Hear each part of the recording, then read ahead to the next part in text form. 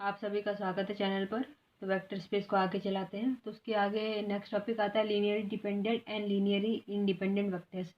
काफ़ी important topic है, आगे हर जगह यही बहुत जगह आएगा एल आई करके, मतलब लीनियरली इंडिपेंडेंट को एल आई कहते हैं और एल डी कह सकते हो लीनियरली डिपेंडेंट को। तो देखो ये तो इसकी डेफिनेशन है, इसको खुद ही पढ़ लेना, एकदम सीधे सरल में मैं समझा देती हूँ। अगर क्या कहते हैं A1 A2 up to AN, ठीक है, कुछ ये टर्म्स हैं, इनको कहेंगे आप एल डी। ये आपके वेक्टर के एलिमेंट होंगे A1 A2 up to AN, ठीक है। इसको कहा जाएगा L D if and only if, both way वाला इम्प्लीकेशन है, अगर λ1 A1 plus λ2 A2 plus up to λn AN करें ये 0 के बराबर आ जाए, ठीक। तो यहाँ पर ऐसा हो जाए कि at least 1 lambda not equal to 0 एफ, ठीक है। जो सारे ये λ1 λ2 अप टू λn है, ये सब के सब बिलोंग करेंगे फील्ड में, ठीक है। मतलब इसमें कोई ऐसा लैम्डा मिल जाए जो कि 0 ना हो, ठीक है। 0 बराबर करने पे कोई और नंबर बराबर करे तब नहीं है ऐसा कुछ करना है।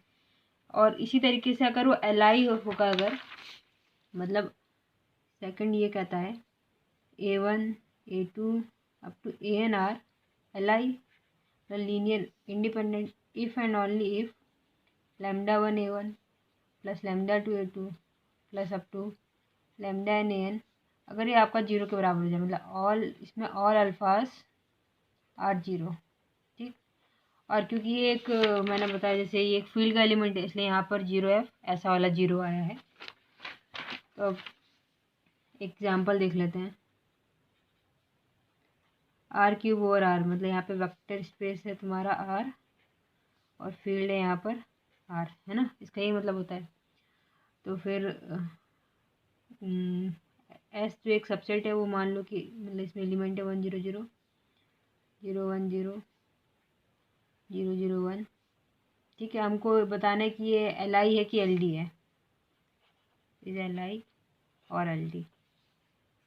तो सॉल्यूशन करने के लिए पहले तो कुछ एलिमेंट ले लो फील्ड के, अल्फ़ा 1 अल्फ़ा 2 करके। तो लेट, क्योंकि यहाँ पे एक तरीके से 3 है, ये एक पूरा A1 है, ये एक A2 है, ये एक 3 है, तो 3 एलिमेंट चाहिए होंगे आपको किसमें, आर में, मतलब जो कि फील्ड है यहाँ पे।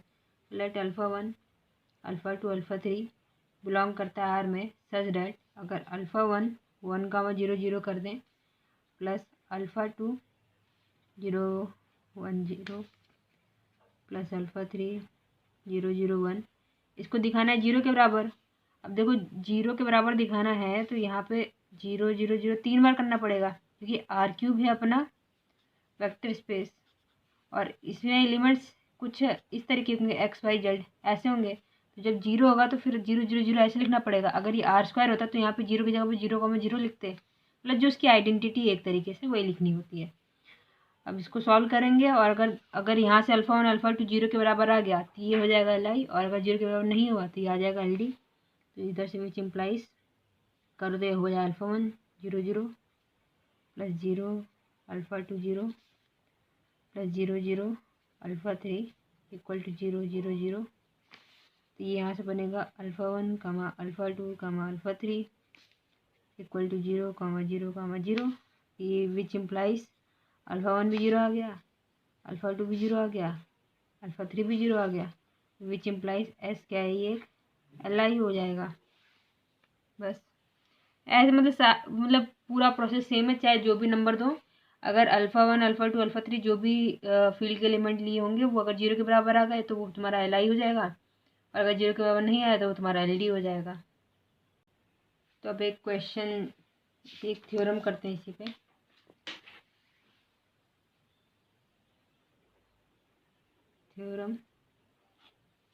थ्योरम है कि the vectors A1 A2 up to AN किसी भी एक वेक्टर स्पेस के V ओवर F, ठीक है, आर लीनियर डिपेंडेंट होंगे ये if and only if one of them can be written as linear combination of remaining n minus 1 vectors. ठीक, देखो क्वेश्चन क्या कह रहा है कि अगर A1 A2 AN कुछ वेक्टर स्पेस के वेक्टर्स हैं ये, तो इसको LI कहेंगे, मतलब इनको जो इतने हैं इनको कहा जाएगा ये सब LD है, सॉरी मतलब लीनियर डिपेंडेंट है अगर उनमें से कोई एक को बाकी कम्बिनेशन मिल पाए। जैसे अगर मान लो A1 A2 up to AN है, ठीक है, ये अपने क्या है वेक्टर्स हैं। ठीक, जैसे सपोज करो कि इसमें से एक एलिमेंट ले लो AR। हाँ, और अगर तुम AR को ऐसे लिख पाओ अल्फ़ा, लीनियर कम्बिनेशन के पहले ही पढ़ा, मतलब α1 A1 प्लस α2 A2। ठीक है, ऐसे ऐसे चलते चलते अब देखो AR वाला टर्म तो गायब हो जाएगा। ठीक, तो AR वाला हट के यहाँ पे लिख दो AR+1, यहाँ पे लिख दो अल्फ़ा R+1, फिर प्लस α R+2 AR+2, ऐसे करते करते αn AN। ठीक है, मतलब इसमें रिमेनिंग ये अब कुल n-n वेक्टर्स नहीं हो गई, यहाँ से यहाँ तक थे पूरे n, इसमें से AR हटा दिया जो कि यहाँ है, उसको इनके टर्म में लिख दिया n-, मतलब इस तरीके से अगर हो पाए तो फिर उसको क्या कहेंगे, तो ये जो A1 A2 up to AN है इनको कहेंगे लीनियर डिपेंडेंट है ये। तो चलो इसका प्रूफ देख लिया जाए। तो सपोज करके चलेंगे, लेट A1 A2 और अप टू AN क्या है RLI LD लीनियर डिपेंडेंट। ठीक, तो देन इतने ही हमको फील्ड में एलिमेंट लेने पड़ेंगे। तो then there exist λ1 λ2 up to λn जो बिलोंग करेंगे फील्ड में, जिसमें कम से कम एक जो होगा वो नॉन जीरो होगा, एटलीस्ट वन तो होगा ही होगा, जो डेफिनेशन हमने देखी थी LD की, मतलब एटलीस्ट 1 λ इज नॉन जीरो। ठीक, such that λ1 A1 plus λ2 A2 plus up to λn AN, ये मैंने अपने आप में लिखा ही LD की डेफिनेशन ही होती है कि λ1 A1 plus λ2 A2 plus up to λn AN equal to zero हो जाए, यहाँ पे कोई एक इसमें से जो अल्फ़ा लैम्डा होगा वो नॉट इक्वल टू जीरो होगा। ठीक, मतलब देयर एग्जिस्ट अ लैम्डा कुछ भी होगा जो कि नॉट इक्वल टू जीरो के बराबर होगा। ठीक, इस तरीके से। तो इसको चलो आगे देखें, इसको ऐसे भी लिख सकते हैं कि λ1 A1 plus λ2 A2 plus up to λr-1 AR-1, ऐसे बीच में कुछ एलिमेंट होंगे, जैसे 1 2 3 अप टू 10 दिखा दे तो उसके बीच में 7 और 8 भी तो होंगे इस तरीके से। फिर plus λr AR plus λr+1 AR+1, फिर plus λn AN equal to zero. ठीक, ऐसे ही होगा इक्वल टू जीरो, इसको इक्वेशन में डाल दो और लेट कर लो कि λr जो है कि वो जीरो के बराबर नहीं है। ठीक है, कोई एक एलिमेंट जीरो के बराबर नहीं होना चाहिए था, तो हमने अपने आप चूज़ कर लिया कि चलो एक λr कोई एक ऐसा फील्ड में ये बिलोंग करता है जो कि है नॉट जीरो, मतलब इसका इन्वर्स एग्जिस्ट करेगा। जब नॉट जीरो है तो मतलब देयर एग्जिस्ट λ इन्वर्स बिलोंग करेगा फील्ड में ही। तो सो बाई फर्स्ट हर जगह पे इसको ऑपरेट करवा दो, तो ये हो जाएगा λr का इन्वर्स इंटू λ1। ठीक है, मल्टीप्लाई कर दिया सब में इसको लेफ्ट से, यहाँ पे आएगा A1 फिर plus λr inverse dot λ2 A2 फिर plus plus λr inverse dot λ2 λr, sorry ये एलिमेंट था r-1, तो ये हो जाएगा λr का इन्वर्स डॉट λr-1, ठीक है, इंटू AR-1। इसी तरीके से प्लस λr का inverse dot λr into AR, फिर प्लस λr का inverse into λr+1 into AR+1, ऐसा करते करते λr का inverse dot λn AN equal to zero. अब देखिए λr और λr का इन्वर्स और λ1 दोनों फील्ड के एलिमेंट है, इसलिए इसमें बीच में तो ऐसा डॉट वाला आया वो तो ठीक है। अब ये भी एक फील्ड का, ये भी एक फील्ड का एलिमेंट है, दोनों को मल्टीप्लाई करो तो फिर एक फील्ड का एलिमेंट आएगा, just say that it is μ1। इसी तरीके से ये भी λr इन्वर्स एक फील्ड का एलिमेंट है और λ2 फील्ड का एलिमेंट है, दोनों का आप मल्टीप्लाई करेंगे फिर से आपको फील्ड में ही मिलेगा, तो ये μ2 ले लीजिए। इस तरीके से इसको आप μr-1 ले लीजिए। अब देखिए ये क्या है, ये λr का इन्वर्स λr से ऑपरेट करेंगे तो आपको मिलेगा आइडेंटिटी लिमिट, और डॉट में आइडेंटिटी लिमिट 1 होती है, तो यहाँ से ये बराबर हो जाएगा 1 के, ये बराबर हो जाएगा म्यू आर प्लस 1। सपोज करना है एक एलिमेंट आपका, ये हो जाएगा यहाँ से म्यू एन। ठीक, अब इसको अच्छे से लिखें तो ये क्या बनेगा, ये बनेगा mu 1 A1 plus mu 2 A2 plus up to mu r-1 AR-1 plus ये तो 1 हो जाएगा तो ये AR हो जाएगा plus mu r+1 AR+1 plus up to mu 1 AN, ये बराबर हो जाएगा 0 के। ठीक, अब इसको यही रहने दीजिए, बाकी पूरा दूसरी साइड लेके जाइए। तो which implies AR equal to minus mu 1A plus mu 2A2 ये 1 होगा, फिर plus mu 3A3 plus up to mu r-1 AR-1 plus mu r+1 AR+1 ऐसे plus up to mu 1 AN। ठीक है, अब देख सकते हैं ये AR को आपने इनके टर्म्स में लिख दिया। यही तो मैंने शुरुआत में समझाया था कि अगर ऐसे लिख सकते हैं तो वो आपका LD हो जाएगा। ठीक, मतलब यहाँ से हमको दिखता है कि AR ये लीनियर कम्बिनेशन है किसका, A1 A2 up to AR-1 AR+1 and up to AN तक, यही है ना। तो इसीलिए इसको लिख देते हैं। इसका मतलब यहाँ से दिखता है साफ साफ कि AR equal to linear combination of A1 A2 AR-1 AR+1 up to AN। ठीक, तो अभी हमने लेके चले कि चलो ये LD है, और फिर हमने दिखा दिया कि हाँ लीनियर कम्बिनेशन लिख सकते हैं। अब मान के चलते हैं कि इसको लीनियर कम्बिनेशन में लिख सकते हैं, फिर उसको LD दिखा देंगे। इफ़ एंड ओनली इफ का केस था ना, तो पहले उसको लेट किया ये दिखाया, अब इसको लेट करेंगे वो दिखाएंगे। तो कन्वर्सली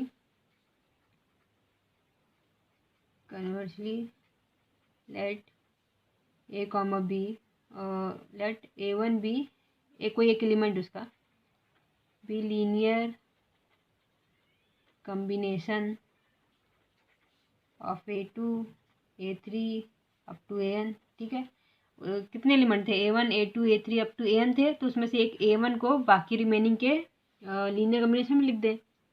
तो equal to A1 equal to α2A2 plus α3A3 plus up to αnAn। ठीक है, यहाँ से इसको इधर ले आओ तो हो जाएगा -1 plus α2A2 plus α3A3 plus up to αnAn।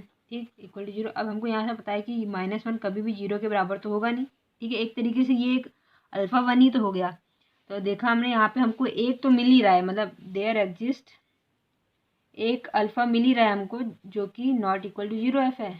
तो इसका मतलब ये सारे LD हो गए, which implies A1 A2 up to AN are linear dependent.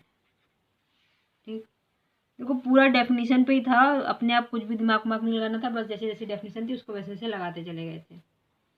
अब आते हैं linear dependent and linearly independent subset of a vector space. जो एलिमेंट थे A1 A2 up to AN जो भी थे, इनको अकेले अकेले तो हमने कहा कि ठीक है ये LI है या तो ये LD हैं, उनकी कंडीशन पे बेस। जस्ट इन्हीं का अगर एक सेट ले लो, मतलब S को ऐसे ले लो A1 A2 up to AN। ठीक है, वही एलिमेंट्स हैं और एक सेट में उसको लिख दिया, तो इसको कह देंगे LI या LD सबसेट। सबसेट क्यों, किसी चीज़ का सबसेट होगा इसलिए, मतलब एक वेक्टर स्पेस का सबसेट होगा, बस यही है कि, और सबसेट ऑफ वेक्टर स्पेस। अगर डेफिनेशन लिखनी हो तो फिर लिख देता है, linearly dependent and linearly independent subset of a vector space. ठीक, तो लेट ऐसे एक सबसेट है वेक्टर स्पेस भी का। तो केस फर्स्ट आता है when S is a finite subset. Finite मतलब कि हाँ काउंट कर सकते हो, काउंटेबल है। तो दैट इज एस में कुछ एलिमेंट है, जैसे सपोज करो A1 A2 up to AN, ठीक है, ये एलिमेंट्स हैं इसमें। ये कहता है a finite subset S of a vector space V over F is said to be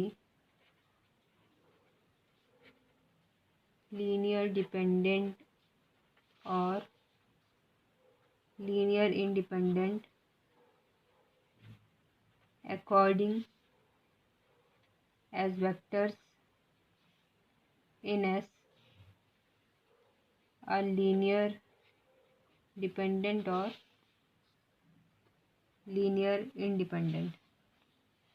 सीधा सीधा बस इतना कहने का मतलब कि अगर एस में अगर कुछ एलिमेंट हैं A1 A2 up to AN, ठीक है, अगर इसकी अंदर की एलिमेंट्स मतलब A1 A2 AN जो हैं ये अगर आपके तुम्हारे LI हो गए तो S भी हो जाएगा LI, और अगर ये LD हो गए तो ये इम्प्लाई करेगा कि S भी हो जाएगा LD। बस यही लिखा हुआ है इतने में।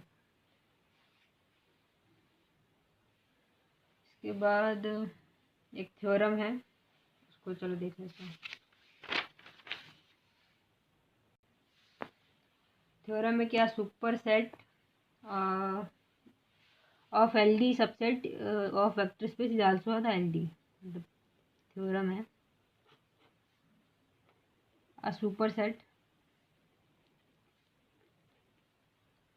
ये भी क्या कहते हैं वेक्टर स्पेस का सबसेट ही होना चाहिए, being a subset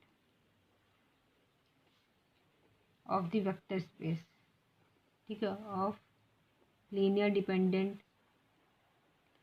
subset of a vector space is also linear dependent. देखिए थ्योरम क्या कहती है, अगर अपने जो टर्म्स थे A1 A2 up to AN, ठीक है, ये एक सपोज करो S इक्वल टू एक सबसेट है वेक्टर स्पेस का, और ये है हमारा LD, तो इसका एक सुपर सेट मतलब इससे कुछ एलिमेंट्स इसमें ज़्यादा होंगे। जो सुपर सेट होगा, सुपर से मतलब कि बड़ा चीज़ कुछ लग रहा है, हाँ, तो इसमें मतलब ऐसे एलिमेंट कुछ ज़्यादा होंगे। सपोज कर लेते हैं A1 A2 AN है, और एक आध एलिमेंट और है इसमें, कुछ AN+1 AN+2 इस तरीके चलते चलते AM तक हैं कुछ एलिमेंट्स, और मतलब इतने एक्स्ट्रा एलिमेंट्स और आ गए। साथ में ये भी कह रहा है कि ये भी क्या कहते हैं सबसेट होना ही चाहिए वेक्टर स्पेस का, ठीक, वेक्टर स्पेस से कम इसमें एलिमेंट होने चाहिए, उसका एक सबसेट होना चाहिए, तब क्या कहते हैं ये भी हमारा LD हो जाएगा, ठीक। मतलब कोई भी एक LD सबसेट होना चाहिए वेक्टर स्पेस का, और अगर कोई भी उसका एक सुपर सेट ले लें उस S का, और वो भी एक सबसेट हो वेक्टर स्पेस का, तो वो भी LD हो जाएगा, ठीक। तो प्रूफ सपोज कर लेते हैं, let S equal to A1 A2 up to AN be a linear dependent subset of vector space, और एक कोई सुपर सेट इसका ले लेते हैं, उसमें कुछ एलिमेंट्स इससे ज़्यादा होंगे, and let S1 equal to A1 A2 up to AN तक चलिए, उसके आगे कुछ एलिमेंट्स और ऐड कर दीजिए, जैसे कुछ B1 B2 BN ऐसे ऐड कर दीजिए, be a super set of S, इसको कह दिया कि एक सुपर सेट है S का। तो हमको क्लेम ये करना है यहाँ पे कि S1 जो होगा वो भी एक LD हो जाएगा, क्योंकि जो दिखाना है वही क्लेम करेंगे हमारे हिसाब से। तो claim S1 is also LD। तो फॉर हमको इतना पता है कि सिंस हमारा S क्या है, इज LD, अगर ये LD है तो इसका मतलब A1 A2 up to AN जो इसके अंदर के टर्म्स होंगे वो भी LD होंगे, are linearly dependent, which implies that λ1 A1 plus λ2 A2 plus λn AN ये बराबर होगा 0, जहाँ पे at least 1 lambda is non zero, at least 1 lambda is non zero. अगर नॉन जीरो है तो which implies lambda one A1, मतलब इसी में कुछ एलिमेंट्स और ऐड करेंगे, ठीक है। इतना तो ठीक है, इसमें कोई ये नहीं। आगे देखो, lambda one A1 plus lambda two A2 plus lambda n तो है ही, इसी में ऐड कर दो 0 इंटू B1, ठीक है। फील्ड का एलिमेंट इसलिए OF लिखा है। फिर प्लस 0FB2 प्लस 0FBN, ये बराबर 0 हो जाएगा। और यहाँ पे भी हमको पता है where at least one lambda is non zero. ये कैसे लिख पाए, क्योंकि इतना हमको पता है इसमें से कोई ना कोई एक तो नॉन जीरो था ही था। अगर उसमें तुम जीरो ऐड कर दो तो इसमें तो कोई फ़र्क नहीं पड़ेगा। अगर यहीं पे कोई ऐसे नंबर ऐड ऑन करते तो ठीक है, इसमें भी फ़र्क पड़ता, बट अभी क्योंकि ये 0F है तो इसमें कोई फ़र्क नहीं पड़ेगा। इसमें जो भी at least one lambda non zero था वो अभी भी नॉन जीरो ही होगा। तो विच इम्प्लाइज, यहाँ से हमको साफ साफ पता चल रहा है कि A1 A2 AN B1 B2 up to BN ये हमारा LD हो जाएगा, क्योंकि इनमें कोई ना कोई एक लेमडा नॉन जीरो है। Which implies A1 A2 up to AN तो comma B1 B2 up to BN are linear dependent, which implies S1 is linear dependent. देखो जीरो लेकर ना भी चलते, यहाँ पे किसी एक B1 का मान लो 1.B1 कर देते हैं, ठीक है, 2.B2 कर देते, जस्ट सपोज करो इक्वल टू जीरो, तब तो साफ साफ ही पता था कि हाँ वो वन जो है अपना one not equal to zero एफ होता। तब तो कुछ प्रूफ करने को भी नहीं रह जाता, और जीरो में भी दिखा दिया, मतलब कन्फर्म है कि हमेशा उसका सुपर सेट एक LD होगा ही, अगर LD है वो एक सबसेट जो भी है वेक्टर स्पेस का। तो फिर थैंक्स, इसके बाद आगे देखेंगे नेक्स्ट लेक्चर में।